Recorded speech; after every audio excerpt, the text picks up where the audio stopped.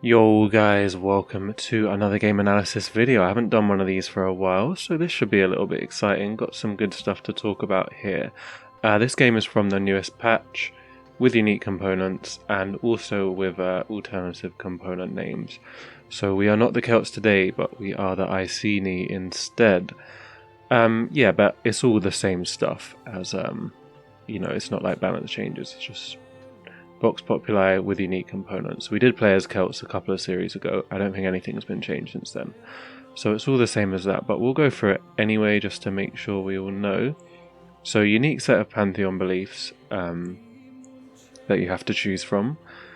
Own cities with your religion, neither generate nor receive foreign pressure. And +3 faith in owned cities where your religion is the majority. So basically once you get Pantheon, you get +3 faith in all of your cities. None of the Pantheon beliefs really give faith in themselves. They give like other bonuses that are quite powerful, and then this +3 faith in each city kind of helps you to actually get the religion. And then you also have these guys, the Karads, or Pictish warriors as they're normally known, to help you actually get to the Pantheon. So you get them at mining instead of bronze working, like the spearmen they replace, and they give 200% of the opponent's combat strength as faithful and they kill them. So basically, and they have some combat bonuses and movement bonuses in snow and tundra and hills. Basically you use these guys, like pretty much always you would use these guys if there's barbs in the game, you kill some barbs, and that helps you get to your Pantheon, and then choose one of the good Pantheons, and then this will help you get to religion early. So it's kind of like an almost guaranteed religion, a nice early unique unit that you can get very quickly by just going mining straight away.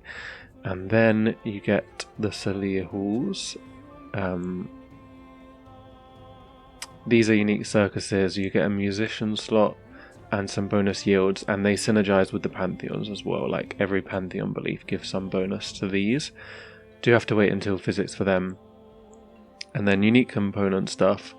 The Kavini replaces Skirmisher. These have like a 10 damage when they go past a unit. Not the best because they lose out on upgrade anyway, and ranged mounted units are not usually good unless they have like a really nice promotion on them.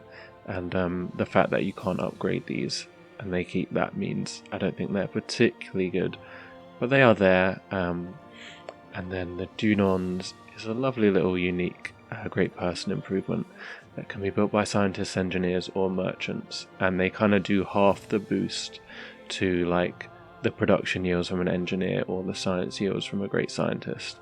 And they also have some nice yields and give yields to adjacent tiles. So a nice little economic great person improvement. It looks really cool as well. I'm actually a big fan of this one. I rather enjoyed using it in the series. Yeah, so this game, King difficulty, marathon speed, which I'm very not used to, and then huge version of my map. Very cool. Okay. So yeah, if you guys want to use my map, I think I always link it in the description. And if you want to send me your games as well, there's a link for that in the description. If you want to get some tips or just my thoughts on your game. Okie dokie. So we are at turn 240 here, which is about turn 80 on standard, because marathon is like 3 times longer than standard. So that's about where we are. This looks pretty good, I would have to say. What is it? 6 cities out. You've got your religion. 5 policies as well. Yeah, definitely seems pretty good. So I went for the Camps Pantheon. So it's plus food and gold from forests, plus food production from jungles, +1 culture and science from camps, +2 culture from Celts. Okay. Fair enough. So I can definitely see why you would go for that. Like, you've got the decent amount of forest around here, and furs, and then deer as well. And yeah, the fact that you've already converted a city and yeah, means you got it in a decent time as well. So that's all good. I guess you just need to settle some cities really, as the Celts. And I'm guessing that you did go mining first to build the Karads and then built pyramids as well, which I can understand if you're going to go tradition. And since you definitely do want to go mining first anyway and build these guys, I feel like I would do that in pretty much every game as the Celts. When I played the Celts, I went for authority strategy with the border growth pantheon because I felt like that was the strongest one. But there's definitely like Celts are strong enough to play with other styles, and I don't mind going tradition. What I would say is that there is a bit of an issue with the synergy between this pantheon and tradition. So the reason is that when you have some pantheon that gives bonuses to tiles, so this is giving bonuses to the camps and forests, but when you're tradition there's a lot of other stuff that you need to work, like all of these great person slots that you kind of really do want to be working, but then also you've got buffed up tiles that you want to work, and then also you'll be creating great people to create great person improvements that you'll want to work as well. So usually I don't go tradition with these kind of, when you have bonuses to like tiles that don't include great person improvements, because you're not going to put your great person improvements on these tiles because it would get rid of the camp and forest. So you're going to have to work everything all separately, and the specialist. So I would imagine you may have some issues with not being able to work all the good tiles with this, but you know, this is a really good pantheon here. It just means you're going to need like a lot of food if you want to be able to work everything, which means I can definitely understand going hanging gardens as well.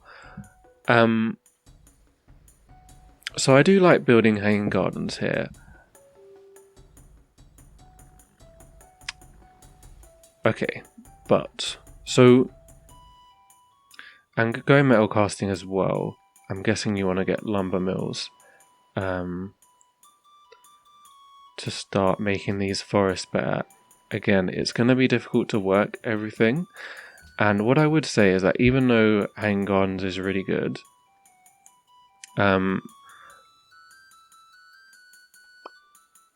whenever I play tradition, I generally find that just going great library, like if you have the ability to get one of these wonders along here, because you never really know like who's going to build great library or hanging garden, so it's basically like it's just a guess which one's going to go first or not. I feel like, so it's kind of like your choice which one you want to go for if you do want to try and get one.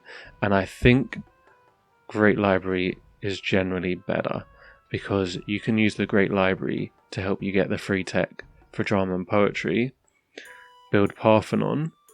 You get this free great work of art and a theming bonus with your other great work of art that you will probably have, given that as tradition you get an artist specialist very early from sovereignty. You basically just end up getting like a crazy amount of bonus science and culture. So even though you will be behind where you would be on food, you will be like so far ahead on science and culture. And the other thing you really want to work towards is University of Sancor. This wonder is like pretty game changing as tradition. So I basically will always try and go towards it in some way. Like maybe sometimes I'll try and build Oracle in order to get to it quicker. Or if I'm having a really good start, then I will try and go Great Library into Parthenon. Just because this gives you like a good plus 15 culture return or something. It's quite significant. And like you can kind of deal with the food later on by sending internal trade routes and that kind of stuff. And yeah, I just think you get more out of Great Library and Parthenon than you do out of Hanging Gardens. Because if you rush mathematics, you do end up quite behind on science compared to if you rush writing. and that will mean you get this later. I mean, I'm pretty sure I did that in the Arabia game. And it just does work really well. And generally, whenever I'm playing Tradition as well, I will be working these, at least the Culture Specialists, and probably the Science Specialist as well. I mean, I don't mind getting the Great Engineer early. I probably wouldn't work these right now, at least. Something like that. Like, you do want to start getting great works and stuff. Like, you're building Heroic Epic, so really would be good to have the great work of writing as well. And then you could fill up an amphitheatre. Start getting the theming bonuses as early as possible. So yeah, even though I don't like what you've done is fine, there are some general ways of playing Tradition that I think are better. And I haven't really spoken to other people about this, but I would imagine most of the other Deity players would have a similar thoughts to me on like the best way to play Tradition. Like, Hang Garden is great, it's just much slower science-wise than writing. Is generally the issue. Yeah, and on the religion as well, so you went for the one bonus influence with city-states, and then veneration as well. So reasonable. I do think this founder is really strong. I think the main strength of it is the city-state influence. Like, by the time you get to Renaissance, getting plus 30 influence per missionary spread. Pretty damn crazy. The happiness is good as well, actually. I'm not too into the tourism. I mean, like, it does give a good amount of tourism. It's just like, I think if you're going tourism win, you're much better off just trying to be ahead on like culture and science. And like, if you're able to build some wonders, I think you should be able to get the tourism done, like, with the situation that tourism is in right now. It's generally quite doable. So I don't think you really necessarily need this, and it's a little bit like, you know, you may need it, but it's not as consistent as the influence bit of it, which is like very consistently able to get you a lot of alliances. Veneration is nice to have. I would usually combo veneration with a bit more faith generation. There are some founder beliefs that you can take that will give you quite a bit of faith generation, like hero worship if you're conquering, and apostolic gives you a decent amount, and ceremonial burial gives you a lot when you're playing Tradition. So that would probably be what I personally would have gone for. I'm pretty sure I did this in the Arabia game as well, which was like a full Tradition game, and it just gives you an insane amount of faith. So when you get the 10% of faith turned into culture and gold, you do get quite a lot back. I mean, when you're thinking about taking veneration, you can kind of think, how much is this going to give me? Well, basically whatever your faith production is, you're going to get 10% of that back. So currently you're getting 3 culture and gold per turn, roughly, as instant yields from veneration, like in total. And you're not getting any like instant yields of faith to make it higher as well. But yeah, I guess there's also like orders you can take to give you some more faith generation if you want it. I might have considered asceticism actually for the follower belief, since, as I said, you really need food with this pantheon and Tradition. But veneration is alright. I mean, you get the one of each shield anyway, plus the bonus.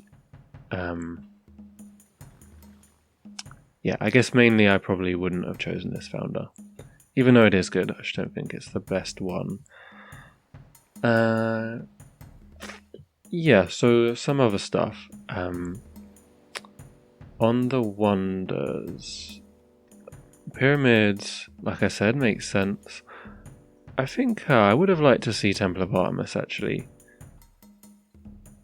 In some ways, it's actually kind of quite a bit better than Hanging Gardens. The 10% food can end up being more than plus 10 at some point anyway, and it's in all cities, and you get the bonus production to range units, the specialist, 2 free specialist, or 2 less unhappiness from specialists, and the free herbalist as well, which you definitely wanted. So I would have kind of liked that. And I would also say that this feels kind of late because you're already on your 5th tradition policy.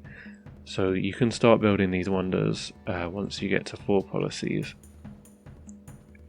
And I think that you should really. I don't know, maybe it's possible to get away with this on King, not building it straight away. But like, you want to make sure you get it, and if you do want to play on higher difficulties, you will need to like make sure that you're building the wonders as early as possible. So yeah, like if you'd started it as soon as you got to the 4th policy, I'm pretty sure you'd be more done with it.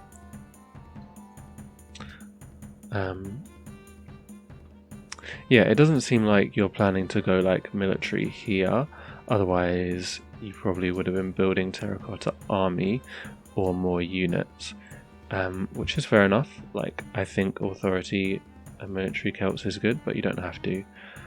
This city is a little bit potentially questionable. I can see why you settled it, because there is a lot of resources around it. I would just be wary that settling this city is kind of like guaranteeing that you'll end up at war with Attila throughout this game. So if you're not planning to go war stuff, you've kind of forced yourself to still have to build units to a certain degree, which can be a bit like annoying if you're not actually planning to like achieve anything with the military, but still having to build a military. Like, this city would have been so easy to defend as your front line. Don't think there's any way they would be able to get in here, whereas this one is a little bit more exposed, and yeah, it just kind of guarantees that they're going to dislike you for that. I mean, you're friends somehow, but I wouldn't expect that to last, because they won't be happy about that city.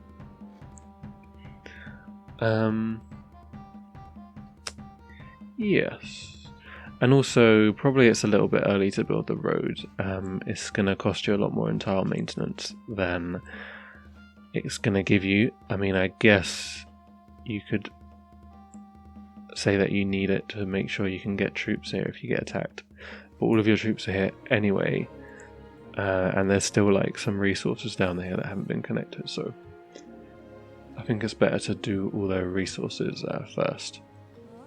And wait a bit until you actually get paid back for your roads, or you actually need them for wars, because you probably will get a bit of warning from Attila, like he'll denounce you when he decides that he hates you.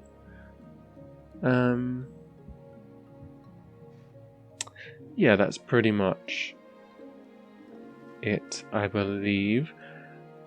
And what I would do in this situation, I mean, you've kind of like played towards statecraft in some ways. Like, this founder belief, the main thing about it is the influence to me. You're also getting tech for Colossus, which gives an extra trade route, and also building this city means you could try and build Petra, I suppose. It does tend to go quite late, so it might still be possible to build that.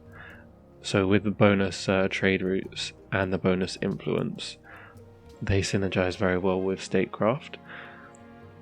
Any second policy tree can work though, really, just depending on how you actually intend to play it. Like, if you want to go for like certain wonders and go artistry, then that would make sense, like particularly University of Sancor.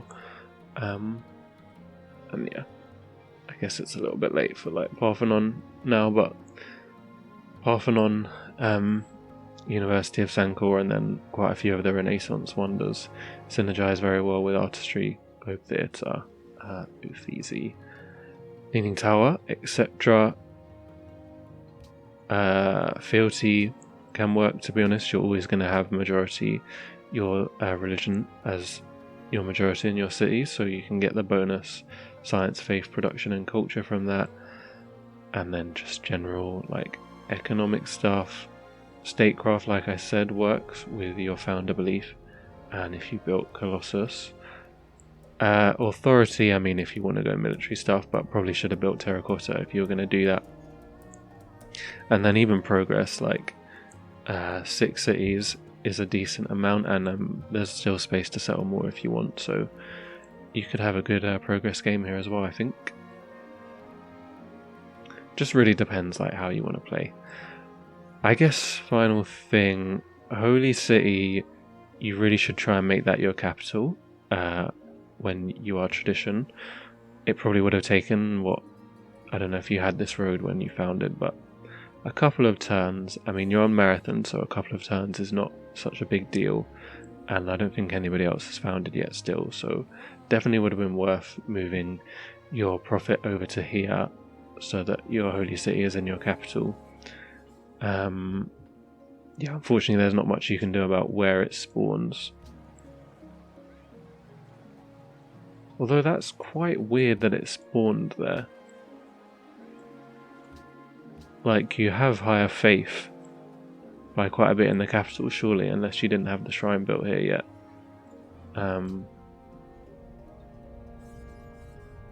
So yeah, that is a bit weird. But I would definitely recommend having it in the capital when you're tradition. Like, you get the bonuses. The finisher gives 10% to all yields in the capital, and some of the like enhancers and reformation belief and stuff. Like give yields to your holy city. So you want it all to be in the same place. And another reason for staying at the top of the tech tree is then you're closer to getting theology as well, since you'd have these techs already. And Borobudur works particularly well with the founder belief because you get the extra spread from missionaries to help you get more influence from them. So usually, yeah, like whenever I'm tradition, honestly, if I feel like I can, I will go Great Library, Parthenon, University of Sancor, and sometimes even on deity. If you get this done quickly, you can have enough science to get back to theology and build one of these wonders there, just because you've had such a high science start. I mean, it is a little bit greedy in terms of that you don't have many military techs when you do that, but you probably only really need these guys anyway, and only really want these guys because you want to get 200% faith every time you kill a unit. So yeah, that's pretty much everything I got to say. I don't know about building Heroic Epic here. Probably I would just keep building production buildings. You want to build Heroic Epic wherever you're going to build your military units. I mean, is it going to be here? I suppose you could make it be there, but I don't know if that's for definite at this point. But yeah, that's a small thing really. Yeah, it really just depends how you want to play, and you are doing reasonably. It's just not necessarily how I would play tradition. But tradition is fun with the Celts. Being able to get those unique improvements is very cool. Definitely some cool strats to do with Celts' tradition. Okay, let's see how this game evolved then. Alright, wow, we've moved on in time quite a bit, so turn 784, around turn 260. Standard equivalent. So, okay. Wow, 12 cities, so a lot more cities have been built, including some coastal ones. Okay. One down here as well, and one down here. Okay, that is a bit a bit much. I know there are some camps there, but that is kind of a crazy one. So we finished 3 policy trees, artistry and industry, 10 wonders built. Well, actually first in score. These guys, 29 city Russia. Whoa. Whoa.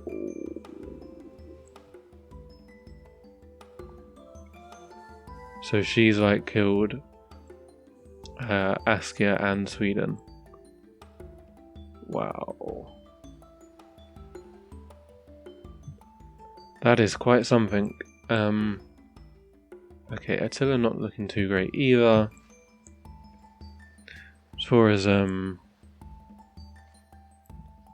generally doing pretty well. 37% is the lowest. Who else is doing well then? Russia, they're not really.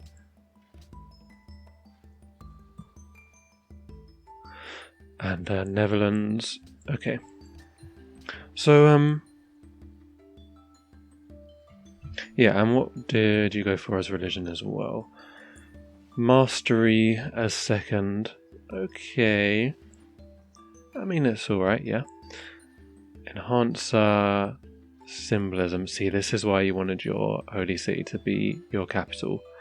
When you have the bonus great person points, you want them in the capital as their tradition, since you get bonus great person generation in the capital. And then Reformation belief, landmarks and great person improvements +4 faith and science, great works +2 culture. And went for artistry and industry. So I don't mind those choices. However, so the Reformation belief is good. The problem that you have is that you don't have the ability to buy great scientists or great writers, which makes a very big difference late game. So even though I'm sure you do have quite a few great person improvements, which are being buffed by the Inspired Works Reformation belief, you probably would still end up getting more science just from having the ability to buy great scientists. And you would definitely end up with way more culture from having the ability to buy great writers. So if I haven't gone progress or rationalism, like definitely if I haven't gone for both of them, then I would definitely want to go Glory of God to allow me to buy those great people. I do understand going industry here. You have a lot of the lumber mills and mines and stuff like that, so it does make sense. But yeah, Glory of God I think would be very good. Wow, so you did go back for Great Library after Hagia Sophia and Borobudur as well. Leaning Tower of Pisa, Porcelain Tower, Globe Theatre, Petra you built also, and the Louvre. They're all good wonders, honestly. Yeah, like those are all wonders that I would want to have.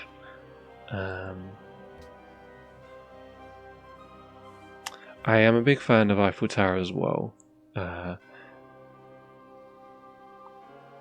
If it's available to get, I think it does make a big difference with getting policies late game. And Uffizi is still available as well, apparently. It's probably better than Globe Theatre generally, although you don't necessarily know if you'll be able to get Uffizi at this point. So I don't mind going for that. Wow, it's actually a pretty even game. 4 guys all on even techs. You've been sanctioned, and Scholars in Residence is through as well.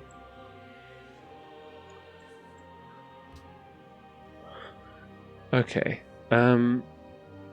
so I think you wanted my advice on policy, on like ideology choice, and I can definitely give that. So around this point in the game is like a very important point in my opinion, like maybe a little bit before this. You really need to decide how you actually want to win the game, and like with the ideology choice and corporation choice as well coming up. These are all pretty important choices, like for how the game's going to go. So, I guess first thing to think about is, are you going military? Like, are you trying to conquer stuff? In which case, getting Brandenburg Gate, getting like military science, Brandenburg Gate, and getting to combustion is what you're really looking for. Maybe trying to build Eiffel Tower as well, if it's plausible. And then going for autocracy. You might consider going order just for the economic bonuses, but autocracy gives so many good military bonuses that it really is quite difficult to ignore if you're going military stuff. And especially because you get a lot of good ones at tier 1. You get elite forces, military industrial complex, and Lebensraum. Can just allow you to conquer people. And if you're going tourism, you can take futurism as well for like pretty big amounts of tourism when you're conquering people. So it's a very like quick ideology to give you a lot of power, and obviously helps a lot with military stuff. It doesn't seem like that's really what you're going for here, because you don't have like a particularly big army pushing in here. It seems like a lot of your force limit is boats over here. Now this is kind of why settling these cities is a bit questionable, because now you feel like you need a big fleet to protect them, and I don't know if they're actually giving you like more than 5% yields, like because each city that you have increases your cost by 5%. Are they giving you 5%? Like just about, I suppose. For culture, maybe no, actually not. So like, are these cities actually helping you get more culture and text? Probably not. And they are gonna give you a tourism modifier thing, although I guess it only really matters with like probably Netherlands and Russia anyway, who have more cities than you, so maybe that's not a big problem. And it is nice to have like a bigger force limit and stuff. I probably wouldn't usually do this as tradition.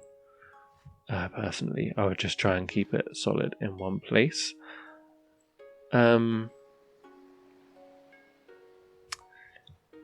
Yeah, but so if you do want to go military, there's a couple of things that I would recommend. Some of which is already kind of happened, but so promotions are like very important to military game, and generally the way that promotions work is that the tier like 4 policies are the best. I mean, particularly on melee boats. Like, so what I mean by tier 4 is you go like boarding party 1, boarding party 2, boarding party 3, and then you get to choose these other promotions. And generally I will go for Blitz here, or Dreadnought 1, 2, 3, and then Vanguard, and you just do insane damage to cities. It seems like you've chosen Navigator here, which I wouldn't recommend. I would recommend just going up 1, 2, 3 on one of the promotion choices, and yeah, getting to the tier 4 ones. I also do make some medic boats as well. Yes, and then on land units, like, I would basically recommend doing the same on your infantry. Sometimes I will just go for cover on the infantry if I need them to tank, which is best to go drill and then cover 1 and cover 2 because you can get it straight away. But I will often also go like shock 1, 2, 3 or drill 1, 2, 3 on these guys. And then with field guns, it seems like you have chosen cover 2, I think. With field guns, I always go siege with siege weapons, because then you can get to range, and that generally is much better than logistics, just because the amount of times that you actually get to use a double shot is not as much as the amount of times that you are able to use a ranged weapon that you wouldn't be able to use if it didn't have range. It like makes a big difference, and so none of your units are very highly promoted, and that I think is because of the way that you're using them. So like, I think it's always good to have an idea in your mind of like what is happening in a war. Like, are you conquering them or are you defending? So if you want to conquer Attila, then really you want to build up like all of your forces and send them in together, probably over here where like you can't be surrounded.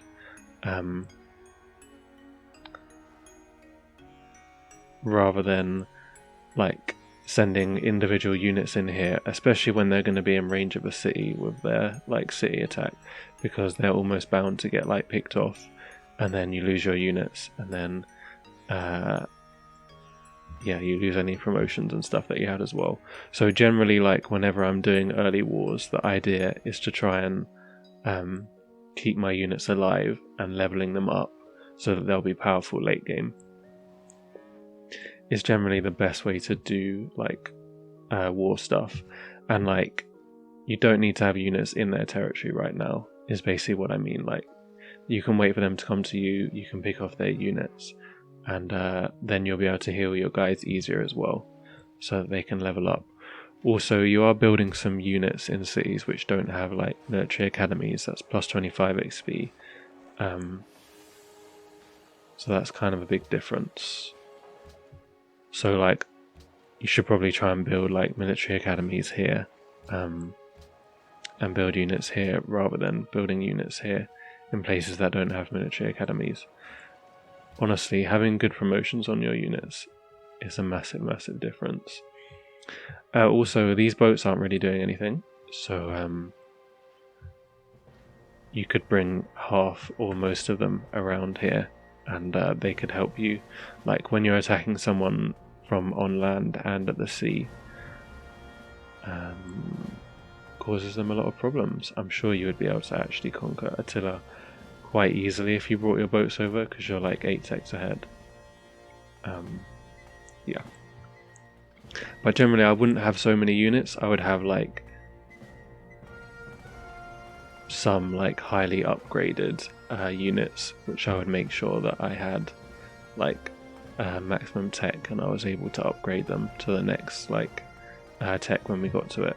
Because if you had say like a corvette with Vanguard right now, it would honestly like do like half the city damage or something, and an ironclad with Vanguard would probably one-shot it. Yeah, so that's kind of some advice on military stuff. I mean, again, I've played many military games, and this is pretty much always the way that I do it. The only times I'll ever like be aggressive and be willing to lose units is if I'm like trying to conquer somebody who like early on, or if I'm able to like spam out my unique units, and like it's not units that are highly upgraded, it's just units that I've just made. I might be happy to let them go in and die if I'm going to get something out of it. But other than that, like just always try and keep your units alive so that you don't have to make new ones, and so that they can get promotions. Some of these, great person improvements are not being worked, which I'm sure you would like them to be. I know locking is kind of long, but it's good to just lock the ones that you definitely want worked. I'll maybe click culture, specialization, or something like that. Yes, so yeah, and the choice is, are you going to conquer stuff? If so, you probably want to go down here and go for autocracy. Land ships are pretty huge, and Brandenburg Gate is nice to have as well. However, if you're not planning to conquer stuff, then probably you don't want to go autocracy. Probably you want to go for order or freedom, and how to choose between these. Now, the first thing to consider is your corporation. So you can see on this menu which monopolies you have. You have incense and furs. So that means you can build Giorgio Armier or Hexon Refinery. I think Giorgio Armier is kind of the clear choice here. If you are wanting to go for culture stuff, and just having loads of culture is like pretty insanely good. So this is +2 everywhere you have an office, +2 culture per franchise, and then 10% when you send trade routes to cities with franchises. Now, as well as the corporation, it's good to consider, are you sanctioned or not? And you are. So that means you're not allowed to make franchises in foreign cities, which basically leans you quite heavily towards order because of the nationalization policy, which allows you to make a franchise for every office you have, so basically every city you have. And since you do have 12 cities, I think this would be very good. Order generally is better than freedom. You get more like economic bonuses. This one is really nice.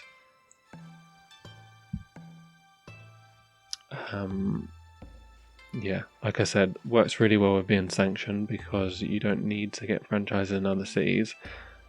And there are some other really good bonuses to tourism as well, like probably even more than freedom has. I mean, like, it's probably close. You get the tourism from great works here. You actually now get tourism from great person improvements here, and then 25% tourism here.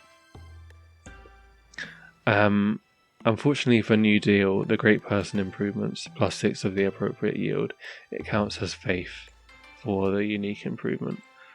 So not as useful as if it was science or culture or something. Yeah. Order generally is better, and I think it is better here. You're sanctioned. I mean, it's quite likely that you get sanctioned in games that you're doing well, even if you're not already. You are trying to repeal it, and I don't know, you might be able to if people get distracted by these, but I wouldn't bank on it, so I think I would just go order. You can get the free factory straight away. You do actually have a bit of a cult issue because you only have 13, and you will need 24 if you want to build factories and seaports or train stations in all your cities.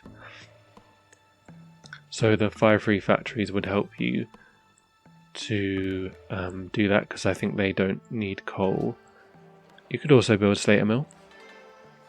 I mean, if Ufizi's still there, why wouldn't that be possible to get?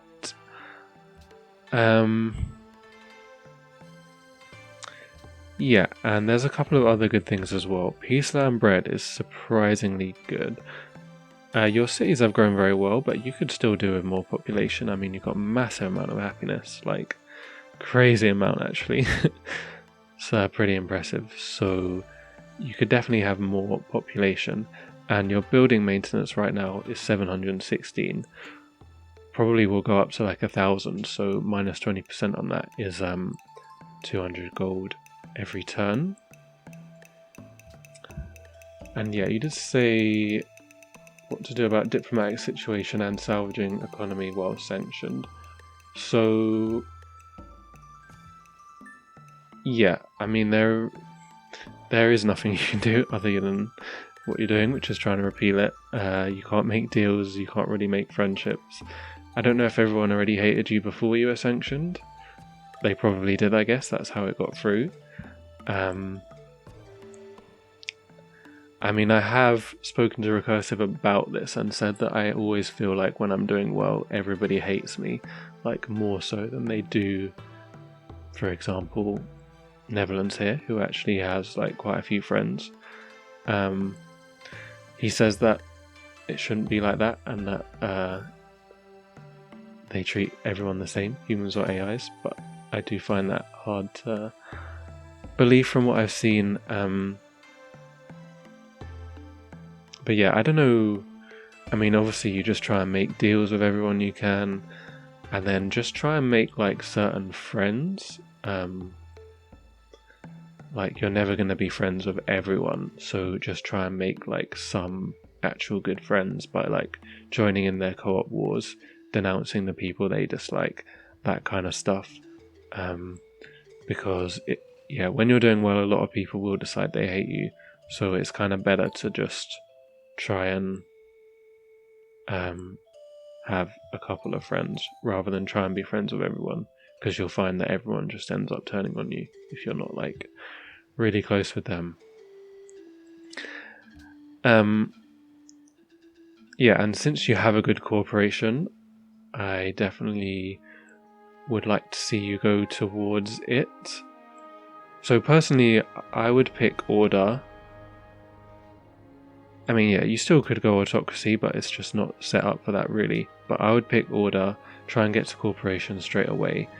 I might try and build Eiffel Tower as well. You probably could get it, but like you can see that everyone's quite close on tech here, and these guys will actually go for corporations first.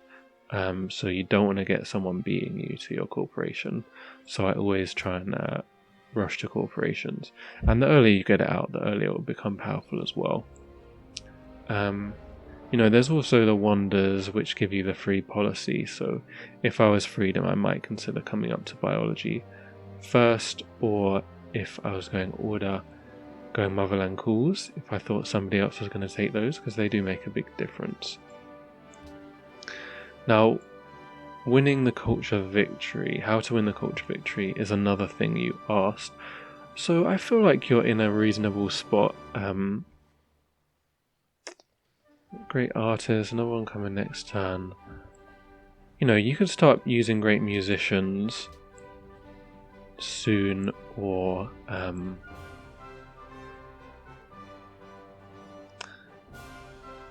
you probably want either four great works of music, because you'll build Broadway, I would have thought, and then you'll get another free great musician, and you'll want to fill up Broadway and one broadcast tower with great works of music.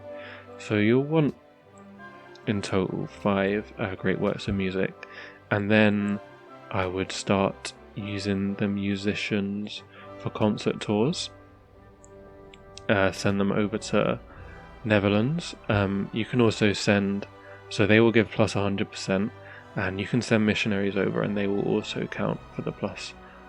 They will also get plus 100% tourism.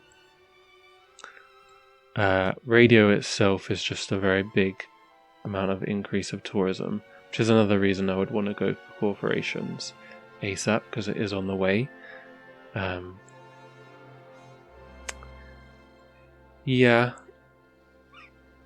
your happiness is 100%. So this policy here will give plus 50% tourism. This one here gives a lot of tourism as well. Yeah, order just gives loads of tourism and really good science as well, like Spaceflight Pioneers is well good. Iron Curtain works well since you'll need to do internal trade routes, and Giant Leap Forward is useful as well. So there's just like a lot of good policies in here really. I would probably suggest World's Fair next. So you'll need, as well as the tourism, influential of everyone, you also need 2 tier 3 ideology policies in order to actually win the tourism victory. So it's good to get through the policies as quickly as possible. And yeah, like I said with order, these 2 give you loads of tourism, so you want to get them quickly. And if you choose autocracy, then you would want to get through these first ones as quickly as possible and start conquering, like get futurism, Lebensraum, military industrial complex, so you can upgrade units and elite forces, and then start conquering stuff, getting loads of tourism that way. Yeah, and I would try to have some great... that's terrible timing. Because really you want... Well, you could maybe build one and then have another one ready to go by the time you get to the World's Fair. You want to be able to make like 2 great writers naturally during the World's Fair, I think. And you might have a good chance of winning it if you can get the factories built everywhere in time, which order would help you do. So that would be my advice on that. If you then still need tourism, there's international games, which is available at radio. Might be more difficult to get that one through, and there's like passport system at flight as well, which is also a little bit difficult to get through. International games probably more likely though. Yeah. And you can do the culture processes during the World's Fair. I feel like it's a little bit early to do them since you've already got stuff to build. I would definitely try and get an arsenal in this city, like now, and this one as well, because I don't like the fact that you feel the need to have all these boats over here when they could be doing other stuff. Like, if you just had an arsenal and then you could be sure that your cities would be able to survive for enough turns for your boats to get there and defend them anyway. Something like that. And yeah, final thing I guess is another just general tradition thing is you probably should build all of your guilds in the capital. And again, usually I would work like all of the culture specialists for like almost all of the game. You know, I know a little bit of that is probably just preference, but I do think that generally is the best way to play. I mean, yeah, the other specialists are better than they usually would be, because the merchants can make the unique great person improvement. But still, I would probably go for the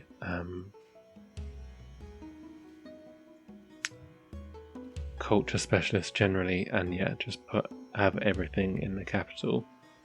Although I think you actually built Leaning Tower of Pisa here, which makes some sense with the symbolism enhancer belief, but still would be better to have everything in the capital. This building as well. Yeah, and I probably would have just made as many of these as possible. Like, I suppose you do have the ability to buy great engineers, but generally they're not as good as great scientists. So say when you build these, they give plus 5% to the great scientist, like instant yield thing, and academies give plus 10%. So I've actually wondered whether a cool strategy with the Celts would be to have like loads of academies and then also loads of these, so that you'd have like maximum great scientists late game. But obviously then you would choose rationalism or glory of God, so that you could actually buy great scientists. But yeah, I definitely wouldn't put a town down. I'd definitely have only these things. And build a railroad there.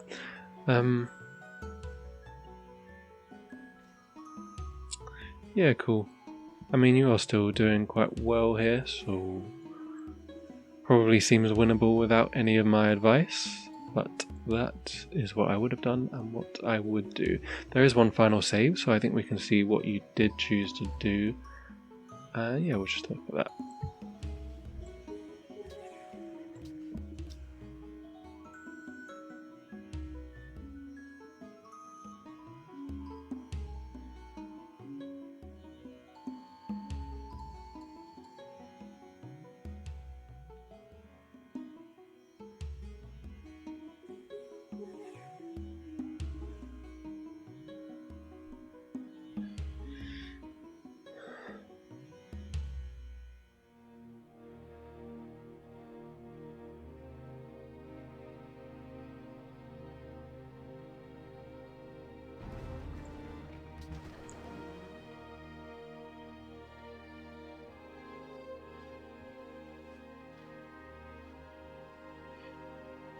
Okay, so we're like 20 turns on here.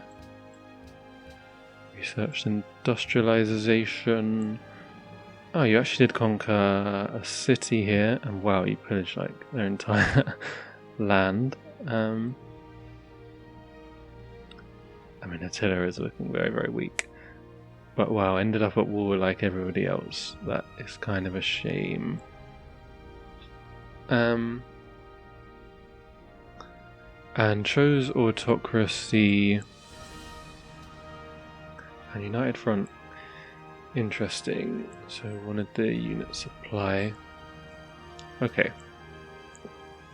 So kind of a similar thing as I was saying before with your units over here, which is if you're not planning to actually conquer Netherlands, then I wouldn't have your boats so far forward. Like, you might as well have them back here. You can get a bit of help from Kathmandu then, and also you can heal your units in your own territory and like use your ranged units to help maybe. And like, they won't be as organized in trying to send units towards you as well. Like, they won't be able to heal their units. So yeah, if you're not planning to actually attack them, which I'm guessing you're not, then I would bring the units back. You could also upgrade these guys to ironclads if you have some money. The money per turn is a lot worse than it was because we're not golden aging anymore. So I would definitely want to try and golden age at all points. You did have some great artists, so I'm thinking that you use them for great works of art when it probably could have been a good idea to use them to keep your golden ages going at this point, since we're getting relatively late in the game.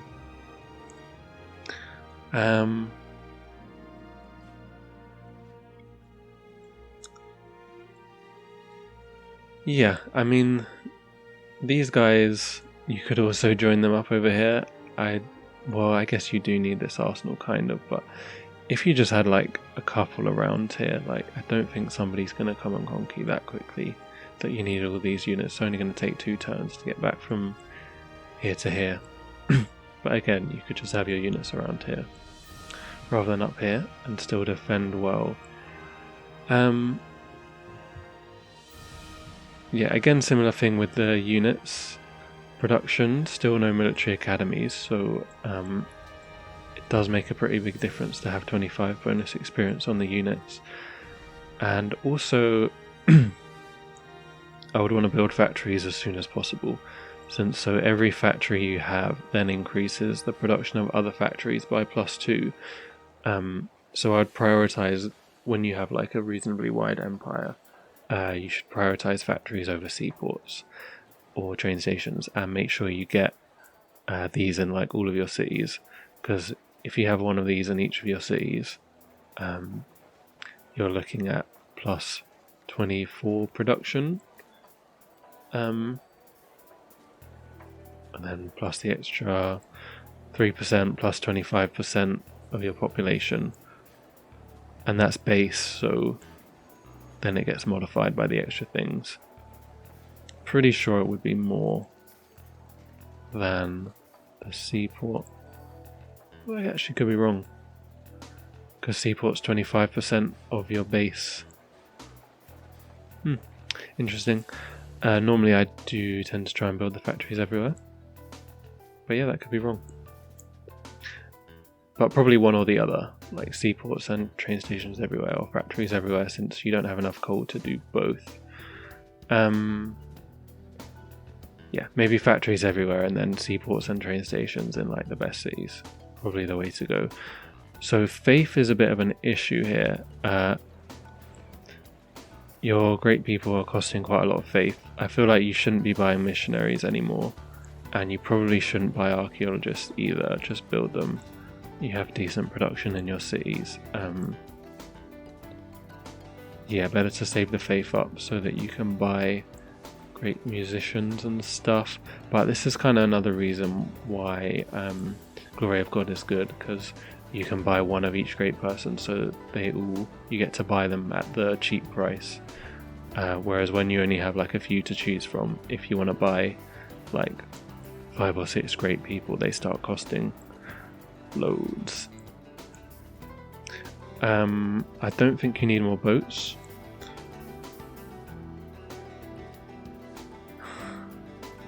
And definitely, if you are going to build them, build the military academies first. I suppose if you don't have enough money to upgrade your units, But honestly, it's like basically always the best way to play military is to get units and get them highly promoted and then upgrade them, rather than like making new units each time you get to a new tech. And like try and use as few units as you possibly can. Like you said, you needed a force limit. I honestly don't think that you do. I think that you could get what you needed to do done without, with like 60 units, if they were used like super efficiently. But yeah, I mean, I'm sure it's still winnable from this point. I would just recommend getting the World's Fair as quickly as possible and getting those policies that I talked about: Elite Forces, Military Industrial Complex, Lebensraum, and Futurism. Lebensraum doubles your Citadel acquisition radius, so you could literally just Citadel right into Attila's court, even if your army's not all that. Yeah. But it definitely would be if you had a couple of land ships. They are quite insane, especially when you have decent experience on them. You actually did build Brandenburg Gate, so yeah, you can have very highly promoted units straight away. And I'm sure you could take out Attila. Might be a bit more difficult after that. Russia would be a fun war, I suppose. Probably she would have trouble defending down here just because she's got so much territory to defend. Maybe if she ended up at war with somebody else as well, like Netherlands, Poland, or whatever.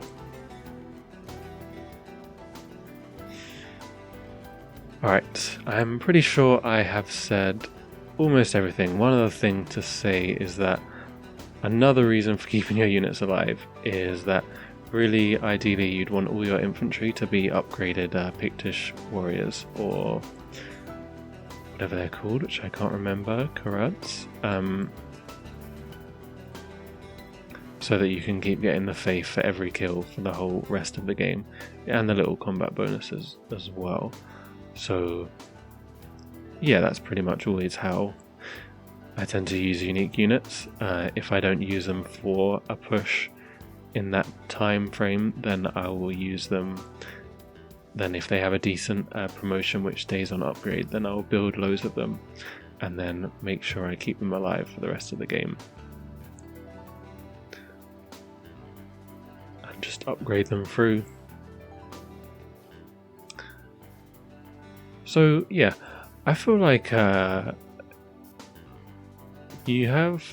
you play a good like progress style of play, which I mean by that is like wide infrastructure with like a bit of everything going on, which is generally what progress is good for.